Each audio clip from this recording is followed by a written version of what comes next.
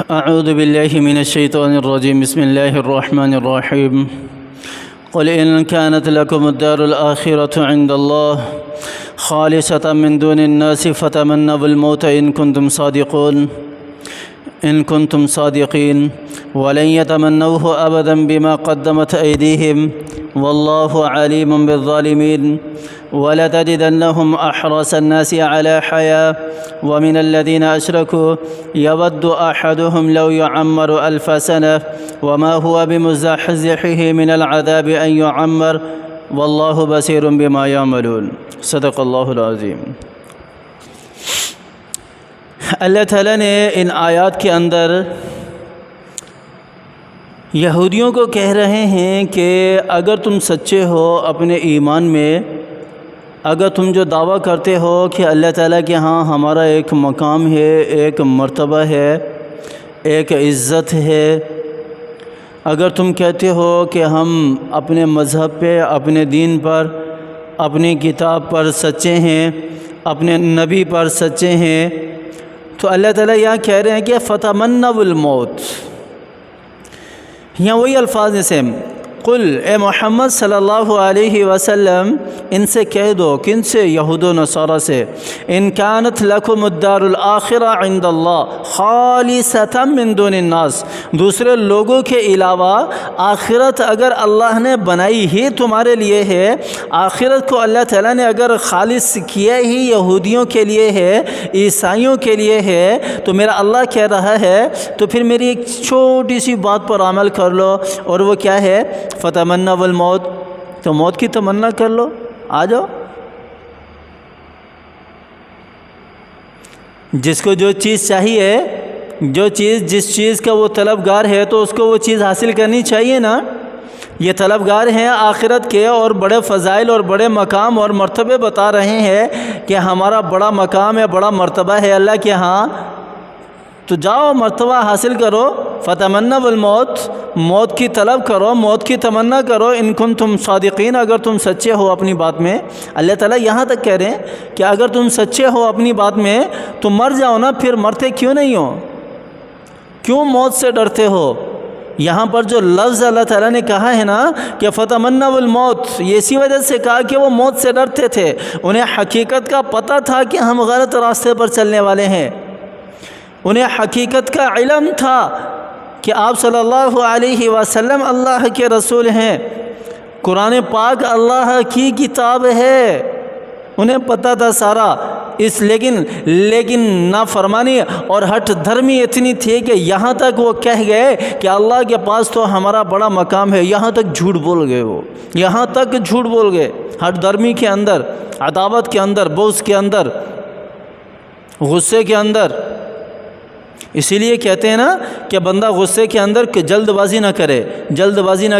آپ صلی اللہ علیہ وسلم کی حدیث بھی ہے نا کہ اگر بندے کو غصہ آ رہا ہے، بیٹھا ہے تو کھڑا ہو جائے، کھڑا ہے تو بیٹھ جائے یا لیٹ جائے، اپنی جگہ اپنی حیثیت چینج کر لے.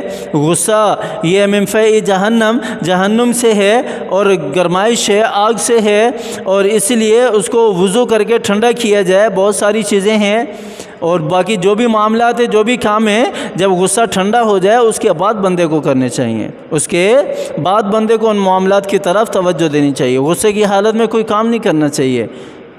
انسان غلط کر جاتا ہے، انسان غلط قدم اٹھا جاتا ہے. تو اللہ تعالیٰ فرما رہے ہیں اگر تم سچے ہو تو مر کے دکھاؤ. وَلَن يَتَمَنَّوْهُ أَبَدًا بِمَا قَدَّمَتْ. پھر میرا اللہ کیا کہہ رہا ہے؟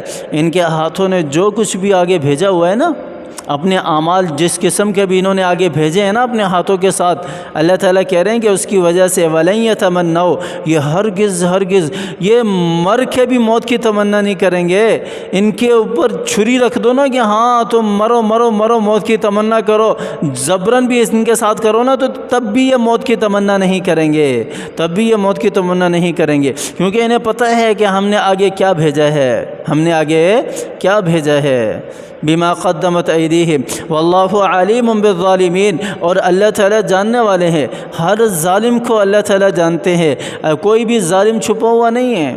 یہ مت سمجھیں کہ آج میرے ساتھ کوئی ظلم کر گیا، یا آج میرے علاقے میں میری سوسائٹی میں کسی کے ساتھ ظلم ہو گیا یا میری کالونی میں یا میرے محلے میں کسی کے ساتھ ظلم ہو گیا تو بس ختم ہو گیا. نہیں نہیں نہیں نہیں. اللہ تعالیٰ نے کیا ارشاد فرمایا؟ وَلَا تَحْسَبَنَّ اللَّهَ غَافِلًا عَمَّا يَعْمَلُ الظَّالِمُونَ. اے اللہ کو غافل نہ سمجھو، ظلم کرنے والوں اللہ کو غافل نہ سمجھو. انما يؤخرهم ليوم تشخص فيه الابصار. اللہ تعالیٰ تو انہیں چھوٹ دیتے ہیں، اللہ تعالیٰ تو انہیں مہلت دیتے ہیں اس دن کے لیے جس دن سب کی آنکھیں پھٹی رہ جائیں گی، سارے دیکھتے رہ جائیں گے، ہاں میرے ساتھ یہ کیا ہو گیا، او میرے ساتھ یہ کس نے کر دیا، او میرے ساتھ یہ کیوں ہو گیا. اس دن کے لیے اس دن کو سامنے رکھ کر زندگی گزارنی چاہیے. اگر کوئی ظالم ظلم کر رہا ہے نا، چاہے وہ چھوٹا ہے ظلم یا بڑا ہے، جس قسم کا بھی ظلم ہے، کسی کی حق تلفی کر کے ہے یا کسی اور وجہ سے ہے، تو وہ ظلم کرنے سے پہلے ذرا سوچ لے کہ اس نے مرنا بھی ہے، اس نے مرنا بھی ہے. واللہ علیم بالظالمین. اور اللہ تعالیٰ جانتے ہیں، ہر ایک ظلم کو بھی جانتے ہیں اور ہر ایک ظالم کو بھی جانتے ہیں. اللہ تعالیٰ ظالموں کو چھوڑ دیتے ہیں، معاف نہیں کرتے، معاف نہیں کرتے. مہطعین مقنعی رؤوسہم، او اوندے منہ پڑے ہوئے، یوں بالا سے کھینچ کر پکڑ کر ان کو لایا جائے گا. کیسی منظر کشی اللہ نے بیان کی ہے قرآن پاک کے اندر. وَلَتَجِدَنَّهُمْ أَحْرَصَ النَّاسِ عَلَىٰ حَيَاءٍ. پھر اللہ تعالیٰ کہہ رہے ہیں کہ یہ جو نافرمان ہیں نا اللہ تعالیٰ کے گناہ گار بندے جو ہیں یہود و نصارہ، ان کی طرف ہے تعلیم ہم کو بھی ہے، تعلیم ہم کو بھی ہے. آج ہمیں بھی دنیاوی زندگی محبوب ہو گئی ہے نا، آخرت ہمیں محبوب نہیں ہے. ریزن دیکھ لو، ریزن جان لو. یہاں میرا اللہ کیا کہہ رہا ہے؟ وَلَتَجِدَنَّهُمْ أَحْرَصَ النَّاسِ عَلَىٰ حَيَاءٍ. آپ ان کو پاؤ گے کہ وہ دنیاوی زندگی کو بہت زیادہ چاہتے ہیں. آج ہم بھی دنیاوی زندگی کو چاہتے ہیں، آخرت کے لیے تو ہم تیاری کرتے ہی نہیں ہے. ہم تو جتنی بھی تیاری کرتے ہیں دنیاوی زندگی کے لیے کرتے ہیں، کیونکہ ہمارے نزدیک تو دنیاوی زندگی کی زیادہ اہمیت ہے نا، آخرت کی تو کوئی اہمیت ہی نہیں ہے. وَمِنَ الَّذِينَ أَشْرَكُوا. اور جو شرک کرنے والے ہیں وہ بھی اسی طرح کرتے ہیں، وہ بھی اسی طرح کرتے ہیں. يَوَدُّ أَحَدُهُمْ لَوْ يُعَمَّرُ أَلْفَ سَنَةٍ. ہر ایک ان سے یہ تمنا رکھتا ہے، ہر ایک ان سے یہ چاہت رکھتا ہے، ہر ایک کی ان میں سے یہ آرزو ہے کہ اسے ہزاروں سال تک اسے زندہ رکھا جائے. یود احدہم لو یعمر الف سنہ. کاش کہ ہماری زندگی 1000 سال ہوتی، ہماری زندگی 1000 سال ہوتی. ہر گناہ گار یہ چاہتا ہے کہ اس کی زندگی طویل ہو. اور جو اللہ کا نیک ہوتا ہے نا، وہ تو کہتا ہے کہ یا اللہ یہ دنیاوی سختیاں مجھے سے ختم کر دے. یہ دنیا بڑی ظالم ہے، تنگ آ گیا ہوں اس دنیا سے، اب تو مجھے اپنے پاس بلا لے. میں تیری ملاقات کا مشتاق ہوں، میں تیری ملاقات کا مشتاق ہوں، تیری جنت کا مشتاق ہوں، میں تیرے دیدار کا مشتاق ہوں. میں اپنے حبیب حضرت محمد مصطفیٰ صلی اللہ علیہ وسلم سے ملاقات کا مشتاق ہوں. اللہ ہماری حفاظت فرمائے، اللہ ہماری حفاظت فرمائے. آخرت کی منزلیں اللہ ہماری آسان کر دے، آخرت کی منزلیں اللہ تعالی ہماری آسان کر دے، قبر کی منزلیں اللہ کی ذات ہماری آسان کر دے. وما هو بمزحزحه من العذاب. پھر اللہ تعالیٰ کہہ رہے ہیں پھر اگرچہ یہ ہزاروں سال زندہ بھی رہ لیں یا اس کی تمنائیں بھی کر لیں تو یہ عذاب سے انہیں نہیں بچا سکتی. وما هو بمزحزحه من العذاب. یہ عذاب سے انہیں نہیں بچا سکتی، عذاب انہیں آ کر رہے گا. دنیا میں آ جائے یا آخرت میں ملے، جہاں پر بھی ملے، لیکن عذاب انہیں مل کر رہے گا جو ظلم کرنے والے ہیں. واللہ بصیر بما یعملون. اور اللہ تعالیٰ کی ذات جانتی ہے جو کچھ بھی یہ کر رہے ہیں، دیکھنے والی ہے جو کچھ بھی یہ کر رہے ہیں، جس طرح کا ظلم بھی یہ کر رہے ہیں اللہ کو علم ہے اس چیز کا. اللہ تعالیٰ ہمیں سمجھ عطا فرمائے، اللہ تعالیٰ ہمیں قرآن کو سمجھ کر زندگی گزارنے کی توفیق عطا فرمائے. اپنے لیے بھی، اپنے پیاروں کے لیے بھی، میرے لیے، میرے پیاروں کے لیے بھی دعا کریں کہ اللہ تعالیٰ سب کو صحت یابی والی زندگی دے. اللہ تعالیٰ سب کی بیماریوں سے حفاظت فرمائے، میری بھی بیماریوں سے حفاظت فرمائے، دنیاوی اور اخروی ذلت اور رسوائی سے میری حفاظت فرمائے، میرے پیاروں کی حفاظت فرمائے، آپ کی بھی حفاظت فرمائے، آپ کے پیاروں کی بھی حفاظت فرمائے.